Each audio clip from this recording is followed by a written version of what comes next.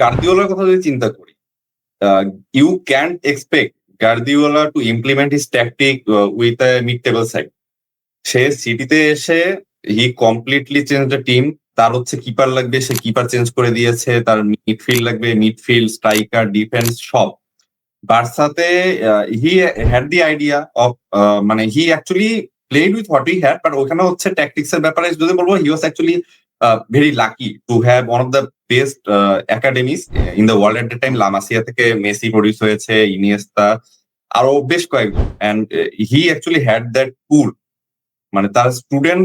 আপনি যদি হচ্ছে ট্যাকটিশিয়ানকে একদম টিচার হিসেবে মানে জাজ করেন, ইউনিট টু, মানে আপনি ভালো স্টুডেন্ট পাবেন কি পাবেন না এটা একটা লাকেরও ব্যাপার, অথবা হচ্ছে আপনি ধরেন যে স্কুলে আছেন, যে স্কুলের টিচার বা যে জায়গার টিচার হিসেবে আছেন, ওই জায়গায় ভালো স্টুডেন্টরা আসে কিনা এটাও দেখতে হবে। Ten Hag, he was actually one of the most sorted after managers in Europe, and he was actually great tactician.